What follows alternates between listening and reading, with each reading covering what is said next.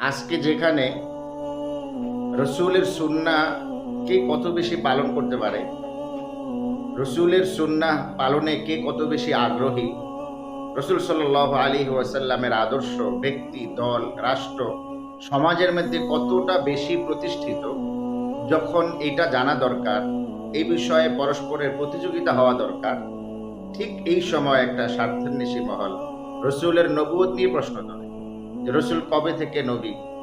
রসুল আদিকাল থেকে নবী, অনন্তকাল থেকে নবী, শেষ পর্যন্ত রসুল নবী থাকবেন, রসুল রসুলই থাকবেন। এখন আমাদের দেখা দরকার যে কে কতটুকু সুন্নতের উপরে আছে, কে কতটুকু রসুলের আদর্শের উপরে আছে। আমাদের ব্যক্তি জীবন থেকে শুরু করে সামাজিক জীবন, রাষ্ট্রীয় জীবন, পারিবারিক জীবন, কোথাও রসুলের সুন্নাহ নাই। রসুলের সুন্নাহ না থাকার কারণে, রসুলের আদর্শগুলো আমাদের জীবন থেকে হারিয়ে যাওয়ার ফলে আমরা আজকে দিক বিদিক ঘোরাঘুরি করছি, দিক বিদিক ছোটাছুটি করছি, কোথাও আমরা সমাধান পাই না। একজন মানুষের জীবনে, একজন মুসলমানের জীবনে ফজর থেকে নিয়ে মধ্যরাত পর্যন্ত, অথবা মধ্যরাত থেকে নিয়ে ফজর পর্যন্ত, তার দৈনন্দিন জীবনে যা যা করে, একটা মানুষ যা যা করে সংসার জীবনে, ব্যক্তিগত জীবনে যা যা করে, এমনও মানুষ আছে যে সারা দিনে একটা সুন্নত তার থেকে খুঁজে পাওয়া যায় না।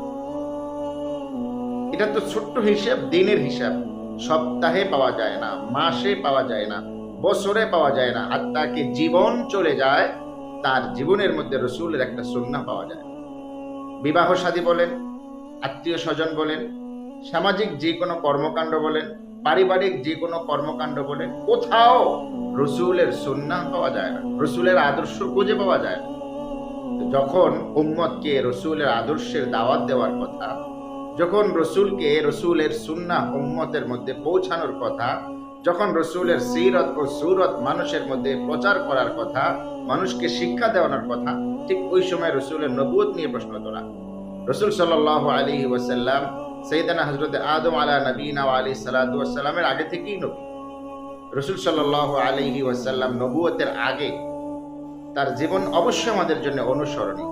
যা যা ভালো করেছেন, যা যা ভালো করেছেন, সব কিছু আমাদের জন্য অনুসরণীয়। শুধু রসুল কেন, সবার থেকে যেখানে আমি ভালো পাই সেটা আমার জন্য অনুসরণীয়। অবশ্যই আমলের ক্ষেত্রে, শরীয়তি বিধিবিধান মানার ক্ষেত্রে রসুলের নবুয়তের পর থেকেই, রসুলের নবুয়ত থেকেই রসুলের শেষ দিন পর্যন্ত রসুল আমাদের জন্য আমলের যা যা শিখিয়েছেন, শরীয়তের বিধিনিষেধ আমাদেরকে যা যা শিখিয়েছেন, যেভাবে শিখিয়েছেন ওইভাবে আমাদেরকে আমল করতে হবে। রসুলের নবুয়তের আগে রসুল যদি কোনো ভালো কাজ করে থাকেন, সেটা আমরা করতে পারবো না। সামাজিক কোনো ভালো কাজ রসুল করে থাকেন, সামাজিক কোনো ভালো কাজে অংশগ্রহণ করে থাকেন, তার লাইফ স্টাইল, ব্যক্তিগত জীবন যদি ভালো থাকে, আমি অনুসরণ করলে দোষ কোথায়? তবে অবশ্যই রসুল নবুয়ত প্রাপ্তির পর থেকে মৃত্যু অবধি, দুনিয়া থেকে বিদায় হয়ে যাওয়ার আগ পর্যন্ত আমাদের জন্য যা আমল শিখিয়ে গেছেন, শরীয়ত মানার ক্ষেত্রে আমাদেরকে যে মানদণ্ড দিয়ে গেছেন, এগুলো তো অবশ্যই পালন করব।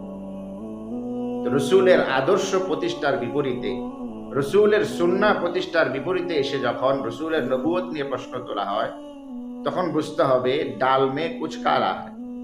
অর্থাৎ তাদের অন্তরের মধ্যে যে বিষ তারা লালন করে, এটা উম্মতের মধ্যে ছড়াই দিতে চায়, উম্মতের মধ্যে বিভাজন তারা তৈরি করতে চায়, দূরত্ব তৈরি করতে চায়। যারা রসুলের মহাব্বত নিয়ে কথা বলেন, যারা রসুলের আশিক দাবি করেন, প্রচার করতে চান, তাদের ব্যক্তিকে দেখলে রসুলের সুন্নাহ তো দূরের কথা, রসুলের আদর্শ তো দূরের কথা, শয়তান পর্যন্ত তাদেরকে দেখলে হাসে। তার সামান্য একটি বডির মধ্যে রসুলের সুন্নাহ পাওয়া যায় না, তার সামান্য একটা ছোট্ট দেহের মধ্যে রসুলের আদর্শ পাওয়া যায় না। তার জীবনের কোনো একটা ক্ষেত্রে, কোনো একটা রন্ধে, তার পারিবারিক জীবন বলেন, ব্যক্তি জীবন বলেন, তার আর্থিক অবস্থার মধ্যে বলেন, কোথাও রসুলের সুন্নাহ পাওয়া যায় না। বড় একটা প্যান্ডেল, বড় কিছু মাইক, কিছু মূর্খ শ্রোতা সামনে পেলে তাদের রসুলের ইশক তাদের দিলের মধ্যে পয়দা হয়ে যায়। অথচ বিপরীত দিকে রসুলের সুন্নাহ নিয়ে ব্যঙ্গ করা হয়, রসুলের সুরত সিরত নিয়ে প্রশ্ন তোলা হয়, রসুলের আদর্শ নিয়ে প্রশ্ন তোলা হয়, তখন তাদেরকে খুঁজে পাওয়া যায় না। তারা স্বার্থপর। যেখানে স্বার্থ আছে, যেখানে পেট পূজার সুযোগ আছে, যেখানে ধান্দার সুযোগ আছে, সেখানে গিয়ে তারা আশিক রসুল দাবি করে। তাদের আশিক রসুল মানে হলো বড় আকারে দেয়াল লিখন, বড় আকারে গেট সাজানো, বড় কিছু বিরিয়ানি ডেকের আয়োজন করা, বড় কিছু মিষ্টির আয়োজন করা তার আশেকের রসুল। এটাকে আশেকের রসুল বলেন। রাসূলুল্লাহ সাল্লাল্লাহু আলাইহি ওয়াসাল্লাম আমাদের জন্য দুইটি জিনিসকে রেখে গেছেন, কেউ যদি এই দুইটা জিনিসকে ফলো করে সে জীবনে সাকসেস হবে। একটা আল্লাহ তাআলার বিধান, দুই নম্বর রাসূলের সুন্নাহ। কেউ যদি কোনো মুমিন যদি জীবনে সফল হতে চায়, যে কোনো ক্ষেত্রে যে কোনো সাবজেক্ট নিয়ে যদি কোনো মুমিন সফল হতে চায়, আদর্শ হতে চায়, অন্যের জন্য মাইল ফলক হতে চায়, অনুসরণীয় হতে চায়, রাসূলের সুন্নতের বিকল্প কিছু নেই। রাসূলের সুন্নাহকে অবশ্যই সে পালন করতে হবে যে কোনো ক্ষেত্রে। সেটা সামাজিক বিচারের ক্ষেত্রে হোক, রাষ্ট্র পরিচালনার ক্ষেত্রে হোক, ব্যক্তি জীবনের ক্ষেত্রে হোক, শিক্ষা প্রতিষ্ঠানের ক্ষেত্রে হোক, পারিবারিক শিক্ষার ব্যাপারে হোক, সর্বক্ষেত্রে রাসূলের সুন্নাহ যে যত বেশি অনুসরণ করবে, রাসূলের আদর্শ যে যত বেশি অনুসরণ করবে, সে ততটা বেশি সফল হবে। এজন্য হলো রাসূলের আদর্শ কে কতটা পালন করতে পারলাম, রাসূলের সুন্নাহ কে কতটুকু ধারণ করতে পারলাম, এই বিষয়ে আমাদের সজাগ থাকা দরকার, এই বিষয়ে খোঁজ খবর রাখা দরকার। সাহাবায়ে কেরাম রাদিয়াল্লাহু তাআলা আলাইহিম আজমাইনের মতো নিজেদের মধ্যে আমলের প্রতিযোগিতা লাগানো দরকার। হ্যাঁ, যদি কোনো মাসআলা নিয়ে দ্বন্দ্ব থাকে সেটা আলেম বসে সমাধান করবে, সেটা কোর্টে হবে না, মাহফিলে সাধারণ মুসল্লিদের সামনে হবে না। সাধারণ মানুষ যদি ধর্মীয় জ্ঞান বিষয় তারা সম্যক অবগত হতেন, তারা যদি জ্ঞানে পরিপূর্ণ হতেন, আপনার সামনে বসতেন। সাধারণ মানুষ, আমাদের দেশের যে কালচার, মাহফিলগুলোতে সাধারণত মানুষ আসে বসে কিছু আমল শিখবার জন্য, কিছু আমল শিখবার জন্য, আমলটা শিখবে, ওই অনুযায়ী সে আমল করবে। কিন্তু দেখা যায় ব্যাপক আয়োজন হলো, অনেক ঢাক ঢোল পিটিয়ে আমরা বড় আয়োজন করলাম, কিন্তু সেখানে কোনো আমল শিখতে পারলাম। 1 ঘন্টা 2 ঘন্টা 5 জন বক্তা আসলো, আমাকে কথা শোনায় গেল, একটা আমলের সবক আমাকে কেউ দিয়ে গেল না।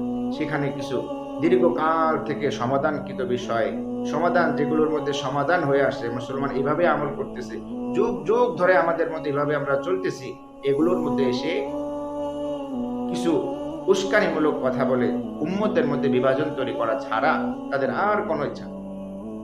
এজন্য হলো আমাদের উচিত এই সমস্ত যারা কথা বলেন তাদেরকে অ্যাভয়েড করে, তাদেরকে বাদ দিয়ে আহলে হক উলামায়ে কেরামের তত্ত্বাবধানে থেকে রাসূলুল্লাহ সাল্লাল্লাহু আলাইহি ওয়াসাল্লামের সুন্নত বুঝে জেনে আমল করা। আল্লাহ আমাদেরকে তৌফিক দান করুন।